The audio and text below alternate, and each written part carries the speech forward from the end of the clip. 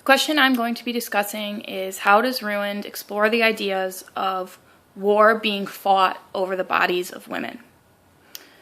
I think it's important for me to just go over a really brief history of the Democratic Republic of Congo before diving into the play.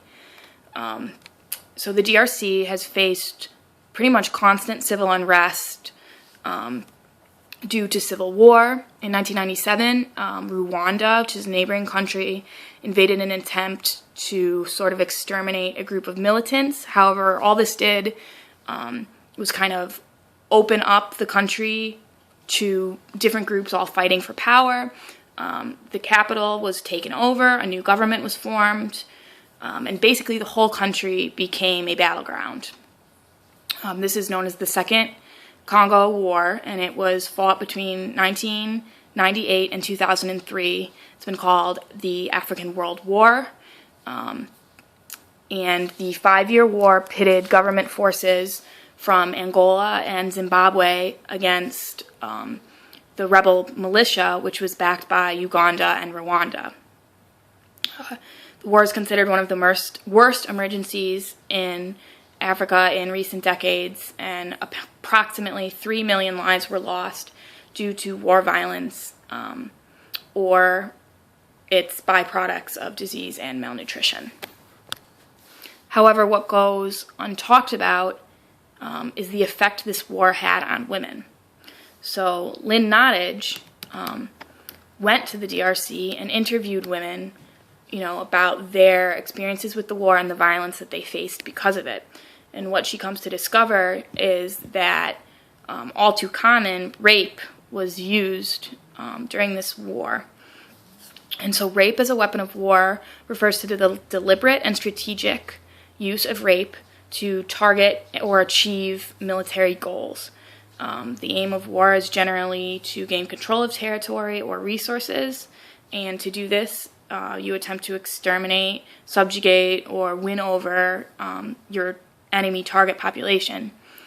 It's also best if you can do this with minimal costs and loss of your own soldiers' lives. Rape is a cheap and easy means to achieve this. It requires no financial outlay, weapons, or ammunition.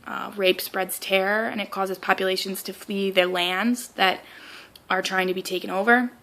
It is so utterly destructive that people can't even look each other in the eyes, much less work together to form a resistance. So after the time she spent in the DRC, Lynn Nottage says that after talking to these women, that in listening to their narratives, I came to terms with the extent in which their bodies had become battlefields. And this was sort of her inspiration for writing Ruined. So what I'm going to do is explore the 4 major women characters in Ruined and how each of them individually truly became a battleground for the war. In Ruined, Mama Nadi gives 3 different women refuge and a means of survival, per se. However, this means is prostitution. So these women are kind of having this, back and forth between hope, survival, but then also disillusionment. They're kind of kept separate from this war, from this violence, but at what cost? I think something that Nottage does really well throughout the play is retaining the complexity of the characters' stories. I think it's really important to recognize that the authenticity of what Nottage is writing about, that this type of thing really does happen. And for that reason, it's important that she didn't write any of these women, as kind of like blank characters. None of these women are underwritten or underdeveloped. They're all real, true characters that you can really grab onto. There are no, sad, pathetic victims. These are all real women suffering and surviving together. So I'm going to start by talking about Josephine. Josephine is a prostitute at Mama Nadi's bar, and she's very resentful of the 2 new coming women, Sophie and Salima. She's not really friendly to them, almost cruel to them at times.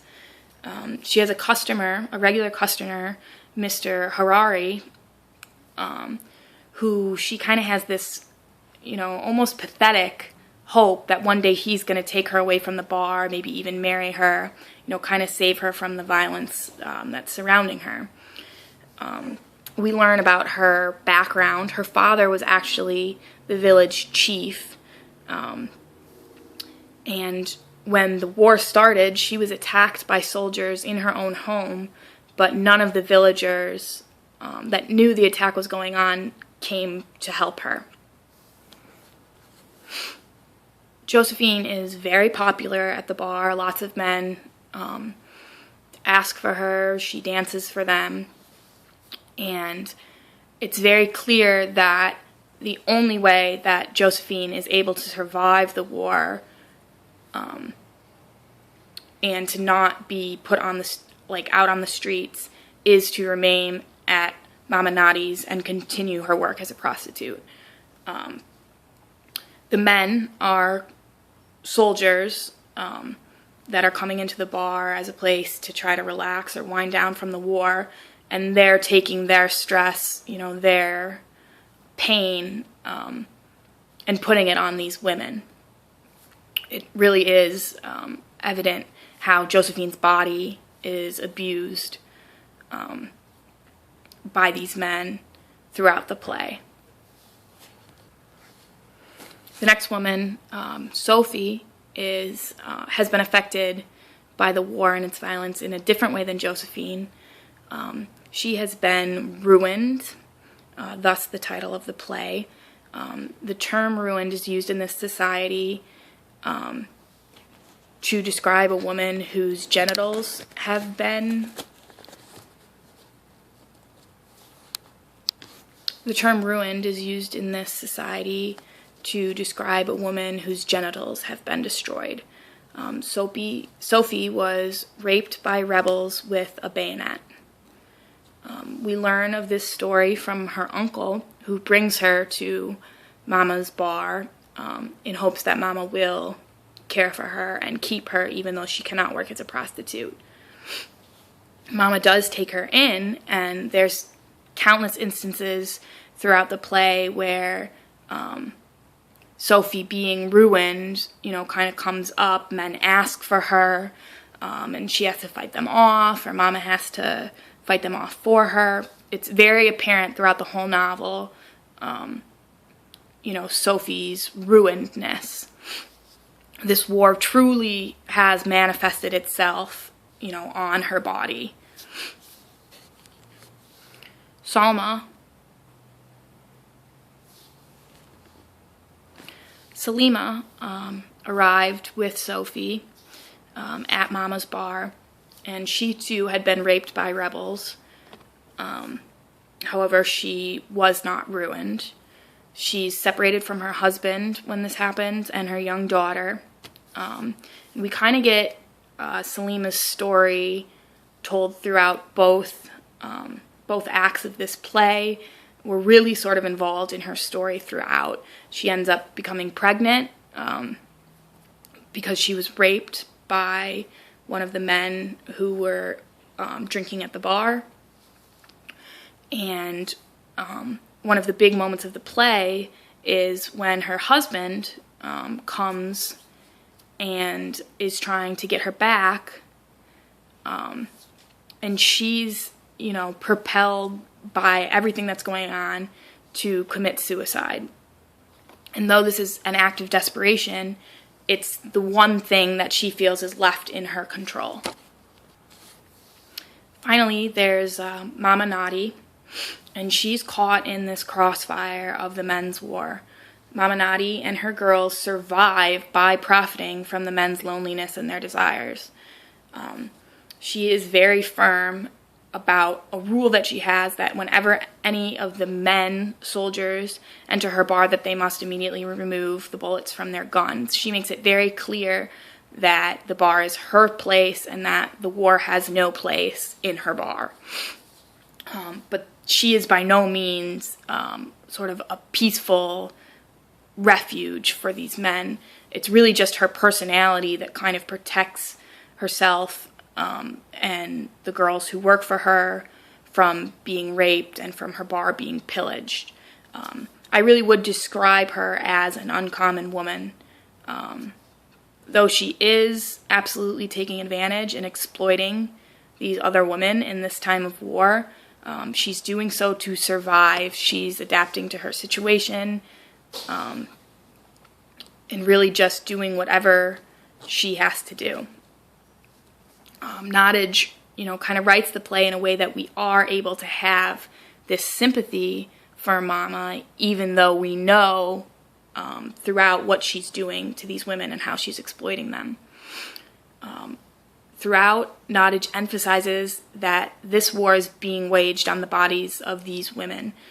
They're prostitutes, they've been raped, they've been physically abused, but nonetheless, they're all able to find this dignity and this strength kind of together at Mama's bar. I think one of the most powerful moments in the play is right before Salima takes her own life. She yells out, "Don't fight your wars on my body." It's just very clear in that moment, the whole message of the play, that this violence is really manifesting itself in violence against women. So we also read Intimate Apparel by Lynn Nottage. And that play really focused on the lives of women in the same way that Ruin does. In Intimate Apparel, we follow Esther's story, who's used and abused by George, though it's different type of abuse. He's spending her money, he's being unfaithful, etc. But in the same way that the women in Ruined are, Esther is kind of helpless to stop this. She lacks privilege and the ability to put an end to George's, abuse of their relationship. In Ruined, there's a moment of hope where Mama is trying to get a man, Mr. Harari, to take Sophie away from the Congo, away from the bar, so that she can have reconstructive surgery. However, the plan fails, and it's kind of this moment of heartbreak for a reader. I immediately thought of Esther's relationship.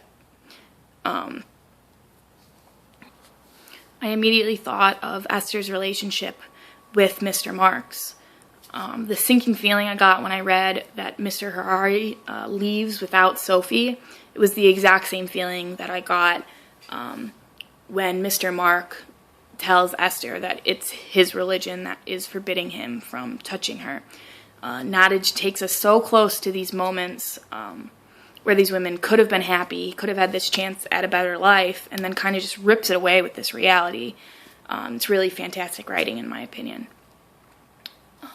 However, the most resounding similarity between these two works is the ending. At the end, we get this sense of hope that these women are going to be okay, that they're not victims, that they're survivors.